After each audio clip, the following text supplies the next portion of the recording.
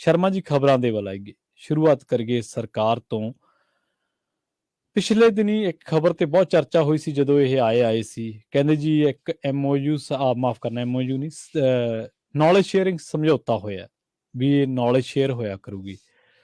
ਮਾਸਟਰਾਂ ਵਾਲੀ ਨੌਲੇਜ ਨਹੀਂ ਸ਼ੇਅਰ ਹੋਣੀ। ਖਬਰ ਇਹ ਆ ਰਹੀ ਹੈ ਵੀ ਮਾਸਟਰਾਂ ਨੂੰ ਟ੍ਰੇਨਿੰਗ ਦੇਣ ਦੇ ਲਈ ਹੁਣ ਸਿੰਗਾਪੁਰ ਭੇਜਣਾ ਆਮ ਆਦਮੀ ਪਾਰਟੀ ਦੀ ਸਰਕਾਰ ਨੇ ਪੰਜਾਬ ਦਿਆਂ ਨੂੰ। ਬਿਲਕੁਲ ਪ੍ਰਵੀਨ ਜੀ, ਤੁਹਾਡੀ ਗੱਲ ਦਰੁਸਤ ਹੈ ਕਿ ਦੇਸ਼ ਭਰ 'ਚ ਦਿੱਲੀ ਦੀ ਆਪਣੀ ਸਕੂਲੀ ਸਿਸਟਮ ਨੂੰ, ਸਕੂਲਾਂ ਦੇ ਨੰਬਰ 1 ਨੂੰ ਢੰਡੋਰਾ ਬਹੁਤ ਪਿੱਟਿਆ ਆਮ ਆਦਮੀ ਪਾਰਟੀ ਨੇ ਜੀ।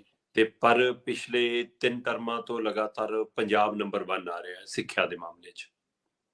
ਤੇ ਇਹ ਦੌਰ ਕੈਪਟਨ ਤੇ ਚੰਨੀ ਵਾਲੇ ਸਮੇਂ ਦੇ ਅੰਕੜੇ ਨੇ ਤੇ ਦੇ ਰਿਹਾ ਕੇਂਦਰ ਰਿਪੋਰਟ, ਹੈ ਨਾ ਜੀ। ਸੋ ਪਰ ਉਹਦੇ ਬਾਵਜੂਦ ਇਹ ਕਹਿੰਦੇ ਕਿ ਦਿੱਲੀ ਦੇ ਸਕੂਲ ਬਹੁਤ ਬਿਹਤਰ ਨੇ ਤੇ ਅਸੀਂ ਪੰਜਾਬ ਦੇ ਸਕੂਲਾਂ ਦੀ ਇਸ ਸਮੀਖਿਆ ਰਿਪੋਰਟ ਨੂੰ ਜਾਂ ਇਹ ਨੰਬਰ 1 ਨੂੰ ਨਹੀਂ ਮੰਨਦੇ। ਜਦੋਂ ਸਾਡੇ ਟਾਈਮ 'ਚ ਆਊਗਾ ਫੇਰ ਮੰਨਾਂਗੇ ਕਹਿੰਦੇ। ਤੇ ਇਸ ਲਈ ਉਹ ਬੇਸ਼ੱਕ ਸਰਕਾਰ ਦਾ ਦੌਰ ਜਿਹਦਾ ਮਰਜ਼ੀ ਰਿਹਾ ਹੋਵੇ, ਪਰ ਉਹ ਸਾਰਿਆਂ ਨੂੰ ਪਤਾ ਕਿ ਉਹ ਪੰਜਾਬ ਦੇ ਵਿੱਚ ਸਕੂਲੀ ਸਿਸਟਮ 'ਚ ਉਹ ਕ੍ਰਿਸ਼ਨ ਕੁਮਾਰ ਦਾ ਦੌਰ ਸੀ। ਸੋ ਇਸ ਲਈ ਉਹ ਕ੍ਰਿਸ਼ਨ ਕੁਮਾਰ ਸਦਕਾ, ਮਤਲਬ ਕਿ ਜਾਂ ਅਧਿਆਪਕਾਂ ਦੀ ਇੱਛਾ ਸ਼ਕਤੀ ਸਦਕਾ ਜਾਂ ਨਵੀਂ ਪੀੜ੍ਹੀ, ਨਵੇਂ ਅਧਿਆਪਕ ਜਿਹੜੇ ਆਏ ਨੇ ਸਕੂਲਾਂ ਦੇ ਵਿੱਚ, ਉਹਨਾਂ ਦਾ ਵੀ ਬਹੁਤ ਅਹਿਮ ਯੋਗਦਾਨ ਰਿਹਾ ਕਿ ਪੰਜਾਬ ਦੇ ਸਰਕਾਰੀ ਸਕੂਲਾਂ ਦੀ ਦਿੱਖ ਤੇ ਦਿਸ਼ਾ ਤੇ ਸਿੱਖਿਆ ਦਾ ਪੱਧਰ ਬਦਲਿਆ। ਬਿਲਕੁਲ। ਪਰ ਹੁਣ ਆਮ ਆਦਮੀ ਪਾਰਟੀ ਕਹਿੰਦੀ ਅਸੀਂ ਸਿੱਖਿਆ ਦੇ ਠੇਕੇਦਾਰ ਆ ਤੇ ਸਾਨੂੰ ਵੀ ਸਾਰੀ ਸਮਝ ਆ। ਤੇ ਹੁਣ ਪੰਜਾਬ ਦੇ ਸਿੱਖਿਆ ਮੰਤਰੀ ਬੈਂਸ ਸਾਹਿਬ ਕਹਿੰਦੇ ਕਿ ਅਸੀਂ ਪੰਜਾਬ ਦੇ ਸਰਕਾਰੀ ਸਕੂਲਾਂ ਦੇ ਪ੍ਰਿੰਸੀਪਲਾਂ ਨੂੰ ਸਿੰਗਾਪੁਰ ਭੇਜਣਾ ਟ੍ਰੇਨਿੰਗ ਲੈਣ ਲਈ। ਠੀਕ ਆ। ਹੁਣ ਸਵਾਲ ਇੱਥੋਂ ਇਹ ਖੜਾ ਹੁੰਦਾ ਕਿ ਜਿਹੜਾ ਇਹ ਕਹਿੰਦੇ ਨੇ ਕਿ ਅਸੀਂ ਸਿੰਗਾਪੁਰ ਭੇਜਣਾ, 2 ਗਰੁੱਪ ਪਹਿਲੇ ਤੈਅ ਕਰ ਲਏ ਲਗਭਗ ਕਿ 2 ਗਰੁੱਪ ਜਾਣਗੇ। ਸਿੰਗਾਪੁਰ ਦੀ ਸੰਸਥਾ ਏ ਪ੍ਰਿੰਸੀਪਲ ਅਕੈਡਮੀ ਅਤੇ ਨੈਸ਼ਨਲ ਇੰਸਟੀਚਿਊਟ ਆਫ ਐਜੂਕੇਸ਼ਨ, ਨਾਮਵਰ ਸੰਸਥਾ ਹੈ ਤੇ ਉੱਥੇ ਟ੍ਰੇਨਿੰਗ ਲਈ ਜਾਣਗੇ। 2 ਗਰੁੱਪ ਪਹਿਲਾਂ ਸਿਲੈਕਟ ਹੋਣਗੇ। ਕਹਿੰਦੇ ਉਹ ਬੜਾ ਪਾਰਦਰਸ਼ੀ ਤਰੀਕਾ ਹੈ। ਲੰਗੀ ਕੱਲ ਤੋਂ, ਮਤਲਬ ਕਿ ਤੁਸੀਂ ਕਹਿ ਸਕਦੇ ਹੋ ਕਿ 22 ਤਰੀਕ ਤੋਂ ਇਹਨਾਂ ਨੇ ਵੈਬ ਪੋਰਟਲ ਖੋਲ ਦਿੱਤੀ ਆ ਤੇ 26 ਤਰੀਕ ਤੱਕ ਉਹਦੇ ਪਰ ਆਪਣੀ ਮਤਲਬ ਐਪਲੀਕੇਸ਼ਨ ਪਾਉਣੀ ਹੈ ਜਿਹੜੇ ਜਾਣ ਦੇ ਇੱਛਕ ਨੇ। ਫਿਰ ਉਹਨਾਂ ਚੋਂ ਰੈਂਡਮਲੀ ਚੁਣੇ ਜਾਣਗੇ ਕਿ ਕਿਹੜੇ ਜਾਣਗੇ। ਸੋ ਇਹ ਇੱਕ ਤਰੀਕਾ ਹੈ ਤੇ ਇਹਦੇ ਰਾਹੀਂ ਕਹਿੰਦੇ ਕਿ ਉਹਨੂੰ ਟ੍ਰੇਨਿੰਗ ਦਿਵਾਉਣੀ ਹੈ ਤਾਂ ਕਿ ਹੋਰ ਨਿਪੁੰਨ ਹੋ ਸਕਣ।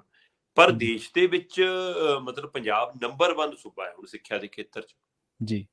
ਤੇ ਫਿਰ ਟ੍ਰੇਨਿੰਗ ਦੀ ਲੋੜ 2 ਨੰਬਰ 3 ਨੰਬਰ 5 ਨੰਬਰ ਜਾਂ ਉਹ ਤੋਂ ਥੱਲੇ ਵਾਲਿਆਂ ਨੂੰ ਹੁੰਦੀ ਹੈ ਜਾਂ ਜਿਹੜਾ ਟੌਪ ਤੇ ਆ ਉਹਨੂੰ ਆ। ਸੋ ਇੱਕ ਗੱਲ ਤਾਂ ਇਹ। ਦੂਸਰੀ ਗੱਲ, ਸਿੱਖਿਆ ਦੇ ਖੇਤਰ ਦੇ ਵਿੱਚ ਕਹਿੰਦੇ ਮਾਹਰ ਅਸੀਂ ਆ। ਦਿੱਲੀ ਵਾਲੀ ਆਮ ਆਦਮੀ ਪਾਰਟੀ ਕਹਿੰਦੀ ਸਾਡਾ ਸ਼ਿਸ਼ੋਦੀਆ ਤੇ ਉਹਦਾ ਮਾਡਲ, ਆਮ ਆਦਮੀ ਪਾਰਟੀ ਦਾ ਦਿੱਲੀ ਮਾਡਲ। ਫਿਰ ਟ੍ਰੇਨਿੰਗ ਦਿੱਲੀ ਲੈਣ ਜਾਣਾ ਚਾਹੀਦਾ ਕਿ ਸਿੰਗਾਪੁਰ ਜਾਣਾ ਚਾਹੀਦਾ? ਬਿਲਕੁਲ ਸਹੀ ਹੈ, ਬਿਲਕੁਲ। ਪਰ ਜੇ ਪੰਜਾਬ ਨੰਬਰ 1 ਆ ਤਾਂ ਫਿਰ ਦਿੱਲੀ ਵਾਲਿਆਂ ਨੂੰ ਤਾਂ ਪੰਜਾਬ ਆਉਣਾ ਚਾਹੀਦਾ ਸੀ ਜਾਂ ਬਾਕੀ ਸੂਬਿਆਂ ਨੂੰ ਇੱਥੇ ਲਿਆਉਣਾ ਚਾਹੀਦਾ ਸੀ। ਫਿਰ ਇਹਨਾਂ ਨੂੰ ਸਿੰਗਾਪੁਰ ਭੇਜਣ ਦੀ ਕੀ ਲੋੜ? ਸੋ ਇਹ ਕਿੰਨੀ ਇਹਦਾ ਦੇ ਵਿੱਚ ਮਤਲਬ ਕਿ ਇੱਕ ਤੁਹਾਨੂੰ ਪਾੜਾ ਨਜ਼ਰ ਆਊਗਾ। ਔਰ ਇਸ ਲਈ ਮੈਂ ਇਸੇ ਗੱਲ ਤੋਂ, ਜਿੱਥੋਂ ਆਪਾਂ ਕ੍ਰਿਸ਼ਨ ਕੁਮਾਰ ਤੋਂ ਗੱਲ ਸ਼ੁਰੂ ਕੀਤੀ ਸੀ, ਸਮਝਣ ਦੀ ਲੋੜ ਹੈ ਕਿ ਜਦੋਂ ਕ੍ਰਿਸ਼ਨ ਕੁਮਾਰ ਹੋਰੀ ਇਸ ਵਿਭਾਗ ਨੂੰ ਦੇਖ ਰਹੇ ਸੀਗੇ ਤਦ ਉਸ ਦੌਰਾਨ ਪੰਜਾਬ ਦੇ ਸਕੂਲਾਂ ਦਾ ਬਾਹਰੀ ਮੁਹਾਂਦਰਾ ਵੀ, ਉੱਥੇ ਤੁਹਾਨੂੰ ਬਾਬਾ ਨਾਨਕ ਹੋਰਾਂ ਦਾ ਸੰਦੇਸ਼, ਉੱਥੇ ਤੁਹਾਨੂੰ ਮਤਲਬ ਕਿ ਸੁਰਜੀਤ ਪਾਤਰ ਦੀਆਂ ਸਤਰਾਂ, ਪ੍ਰਿੰਸੀਪਲ ਪ੍ਰੋਫੈਸਰ ਮੋਹਨ ਸਿੰਘ ਹੋਰਾਂ ਦੀਆਂ ਸਤਰਾਂ, ਹੈ ਨਾ, ਉਹ ਇਹੋ ਜਿਹੇ ਸੰਦੇਸ਼ ਦੇਖਣ ਨੂੰ ਮਿਲਦੇ ਨੇ। ਸੋ ਉਸ ਤੋਂ ਇੱਕ ਚੰਗਾ ਸੁਨੇਹਾ ਜਾਂਦਾ ਹੈ ਨਾ। ਸੋ ਅੰਦਰ ਸਕੂਲਾਂ ਦੇ ਅੰਦਰ ਰੰਗ ਰੋਗਨ, ਬੈਂਚ, ਲੈਬੋਰਟਰੀਆਂ ਜਾਂ ਇਮਾਰਤ ਪੱਖੋਂ ਜਾਂ ਬੱਚਿਆਂ ਦੀ ਪੜ੍ਹਾਈ ਪੱਖੋਂ ਪੱਧਰ ਕਾਫੀ ਪਹਿਲਾਂ ਨਾਲੋਂ ਬਿਹਤਰ ਬਣਿਆ।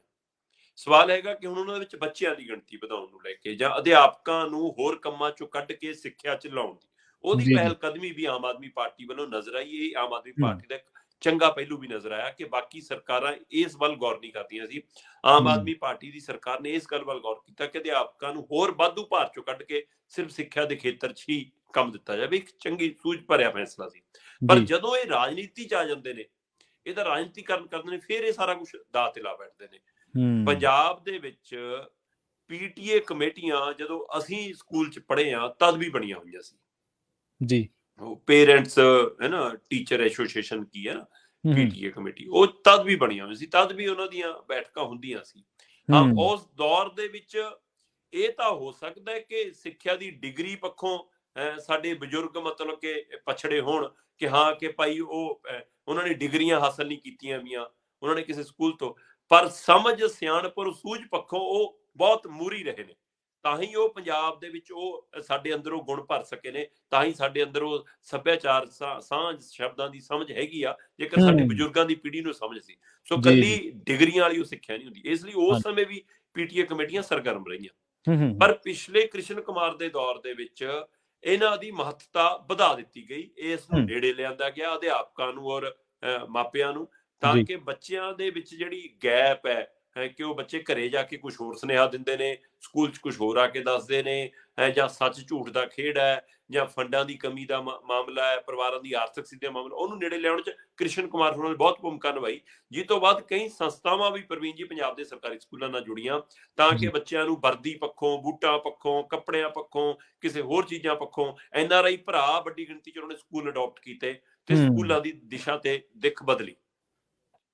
ਪਰ ਇਹ ਪਹਿਲੀ ਵਾਰ ਹੈ ਕਿ ਇਸ ਵਾਰ ਪੀਟੀਏ ਕਮੇਟੀ ਅਖਬਾਰਾਂ 'ਚੋਂ ਪਤਾ ਲੱਗਦੀ ਆ ਕਿ ਭਾਈ ਪੰਜਾਬ ਦੇ ਸਰਕਾਰੀ ਸਕੂਲਾਂ 'ਚ ਪੇਰੈਂਟਸ ਦੀ ਮੀਟਿੰਗ ਹੋਣੀ ਆ ਮਾਸਟਰਾਂ ਨਾਲ, ਤੇ ਮਾਸਟਰਾਂ ਨੂੰ ਹਦਾਇਤ ਹੈ ਕਿ ਦਰਵਾਜ਼ੇ ਤੇ ਖੜੇ ਰਹਿਣਾ, ਸਾਰੇ ਦਿਨ ਫੁੱਲ ਫੜਾਈ ਜਾਣੇ ਆ ਮਾਪਿਆਂ ਨੂੰ, ਤੇ ਤੁਹਾਡੀ ਐ ਸਵਾਗਤ ਕਰਨਾ ਕਿ ਜਿਵੇਂ ਮਹਿਮਾਨ ਆਏ ਹੋਣ, ਤੇ ਉਹਦੀਆਂ ਫੋਟੋਆਂ ਸਾਨੂੰ ਜ਼ਰੂਰ ਭੇਜਣੀਆਂ।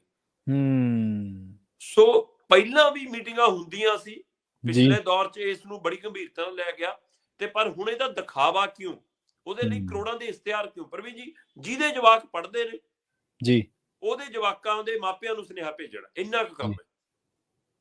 ਤੇ ਫਿਰ ਪੂਰੇ ਪੰਜਾਬ 'ਚ ਅਖਬਾਰਾਂ, ਟੀਵੀ ਚੈਨਲਾਂ ਦੇ ਉੱਤੇ, ਸੋਸ਼ਲ ਮੀਡੀਆ ਦੇ ਉੱਤੇ ਇਸ਼ਤਿਹਾਰ ਜਾਰੀ ਕਰਕੇ ਪੰਜਾਬ ਦਾ ਪੈਸਾ ਕਿਉਂ ਫੂਕਿਆ ਗਿਆ ਇਸ ਕੰਮ ਤੇ? ਤੇ ਹੁਣ ਉਸੇ ਤਰ੍ਹਾਂ ਸਿੰਗਾਪੁਰ ਭੇਜਣ ਦੇ ਨਾਂ ਦੇ ਉੱਤੇ ਇਹ ਪੈਸਾ ਫੂਕਣ ਦੀ ਖੇਡ ਤਾਂ ਨਹੀਂ? ਜੀ ਜੀ ਪਹਿਲਾਂ ਵੀ ਇੱਥੋਂ ਵੱਡੇ ਵੱਡੇ ਵਫਦ, ਸਰਕਾਰੀ, ਅਰਧ ਸਰਕਾਰੀ ਅਧਿਕਾਰੀ, ਹੋਰ ਵਿਭਾਗਾਂ ਦੀਆਂ ਟੀਮਾਂ ਕਈ ਥਾਂ ਗਈਆਂ, ਤੇ ਬਾਅਦ ਚੋਂ ਪਤਾ ਲੱਗਿਆ ਕੋਈ ਘੁੰਮ ਕੇ ਆ ਰਿਹਾ, ਕੋਈ ਫੋਟੋਆਂ ਖਿਚਾ ਕੇ ਆ ਰਿਹਾ, ਕੋਈ ਜਹਾਜ਼ ਦੀ ਸੈਰ ਕਰਕੇ ਆ ਰਿਹਾ, ਕੋਈ ਸਮੁੰਦਰੀ ਜਹਾਜ਼ ਦੀ ਉੱਤੇ ਝੂਟੇ ਲੈ ਕੇ ਆ ਰਿਹਾ, ਕੋਈ ਰੇਤ 'ਚ ਲਿਟ ਕੇ ਆ ਰਿਹਾ। ਸੋ ਚਰਚਾ ਰਹੀਆਂ ਨੇ। ਸੋ ਇਸ ਲਈ ਇਹ ਨਾ ਹੋਵੇ ਕਿ ਮਾਸਟਰ ਵਿਚਾਰੇ ਕਿਸੇ ਹੋਰ ਮਸਲਿਆਂ 'ਚ ਉਲਝ ਜਾਣ। ਉਹਨਾਂ ਨੂੰ ਜਿਹੜੇ ਕੰਮ ਲਈ ਤੁਸੀਂ ਚੁਣਿਆ ਉਸ ਕੰਮ ਲਾਈ ਰੱਖੋ, ਉਹਨਾਂ ਨੂੰ ਦੇਣੀ ਹੈ ਸਿੱਖਿਆ, ਬਾਹਰੋਂ ਬੰਦੇ ਇੱਥੇ ਬੁਲਾ ਲਓ। ਸੋ ਜਿਨ੍ਹਾਂ ਨੇ ਟ੍ਰੇਨਿੰਗ ਦੇਣੀ ਹੈ, ਉਹ ਟ੍ਰੇਨਿੰਗ ਦੇਣ ਵਾਲੇ ਬੰਦਿਆਂ ਨੂੰ ਬੁਲਾ ਕੇ ਸਾਰਿਆਂ ਦੀ 2 ਸੈਮੀਨਾਰ ਵੱਡੇ ਕਰਾ ਦਿਓ ਇੱਥੇ। ਸੋ 2 ਬੰਦੇ ਬੁਲਾਉਣੇ, 4 ਬੰਦੇ ਬੁਲਾਉਣੇ, 10 ਬੰਦੇ ਬੁਲਾਉਣੇ ਆਸਾਨ ਨੇ ਕਿ ਇੱਥੋਂ ਮਤਲਬ ਕਿ ਟਨਾਂ ਦੇ ਹਿਸਾਬ ਨਾਲ ਬਾਹਰ ਭੇਜਣੇ ਅਧਿਆਪਕ ਆਸਾਨ ਨੇ। ਸੋ ਇਸ ਲਈ ਖਰਚੇ ਦੀ ਵਿਧਾ ਤੇ ਵੀ ਮੈਨੂੰ ਲੱਗਦਾ ਸੋਚਿਆ ਜਾ ਸਕਦਾ। ਸੋ ਇਹ ਇਸ਼ਤਿਹਾਰਬਾਜ਼ੀ ਨੂੰ ਵੀ, ਸੋ ਮੈਨੂੰ ਲੱਗਦਾ ਕਿ ਜਿਹੜਾ ਇਹਨਾਂ ਨੂੰ ਆਪਣਾ ਹਰ ਗੱਲ ਵੇਚਣ ਦੀ ਆਦਤ ਪਈ ਹੈ ਨਾ, ਉਹਦੇ ਵਿੱਚੋਂ ਇਹ ਫਾਰਮੂਲਾ ਸਕੀਮ ਨਿਕਲੀ ਹੈ ਕਿ ਭਾਈ ਆਪਾਂ ਐਂ ਦਿਖਾਓ ਕਿ ਲਓ ਜੀ ਅਸੀਂ ਕਿੰਨੇ ਚੇਤਨਸ ਆ, ਸਿੰਗਾਪੁਰ ਟ੍ਰੇਨਿੰਗ ਲੈਣ ਭੇਜਦੇ ਆ ਮਾਸਟਰਾਂ ਨੂੰ। ਸੋ ਉਹਦੇ ਲਈ ਹੁਣ ਪ੍ਰਿੰਸੀਪਲਾਂ ਦੀ ਚੋਣ ਕੀਤੀ ਜਾ ਰਹੀ ਕਿ 2 ਗਰੁੱਪ ਭੇਜਣੇ ਜੀ, ਪਰ ਇਹਦੇ ਪਿੱਛੇ ਰਾਜਨੀਤਿਕ ਮਹੱਤਤਾ ਦੀ ਮਨਸ਼ਾ ਵੱਧ ਚੱਲ ਰਹੀ ਹੈ ਪ੍ਰਵੀਨ। ਹਾਂਜੀ ਬਿਲਕੁਲ, ਹਰ ਇੱਕ ਕੰਮ ਦੀ PR ਕਰਕੇ ਉਹਨੂੰ ਪੂਰਾ, ਤੇ ਫਿਰ ਉਹਦੀ ਮਾਰਕੀਟਿੰਗ ਕਰਨੀ, ਉਹਨੂੰ ਲੋਕਾਂ ਦੇ ਵਿੱਚ ਪੇਸ਼ ਕਰਨਾ ਕਿ ਆਹ ਬਹੁਤ ਵੱਡਾ ਹੋ ਰਿਹਾ। ਹਾਲਾਂਕਿ ਐਕਟ ਦੇ ਮੁਤਾਬਕ ਜਾਂ ਕਿ ਰੂਟੀਨ ਕਾਰਵਾਈਆਂ ਦੇ ਮੁਤਾਬਕ ਟ੍ਰੇਨਿੰਗ ਦੇਣੀ ਜਾਂ ਇਹਨਾਂ ਚੀਜ਼ਾਂ ਦੇ ਉੱਤੇ ਡਿਸਕਸ਼ਨ ਕਰਨਾ ਇੱਕ ਆਮ ਸਧਾਰਨ ਕਾਰਵਾਈ ਹੈ, ਪਰ ਫਿਰ ਵੀ ਉਹ ਵਿੱਚ ਸਿੰਗਾਪੁਰ ਵਾਲਾ ਪਾ ਕੇ ਸਾਰਾ ਕੁਝ, ਉਹ ਫਿਰ ਚੀਜ਼ਾਂ ਨੂੰ ਵੱਡਾ ਕਰਨ ਦੀ ਆਦਤ ਜੋ ਹੋਈ ਕੇਜਰੀਵਾਲ ਨੂੰ,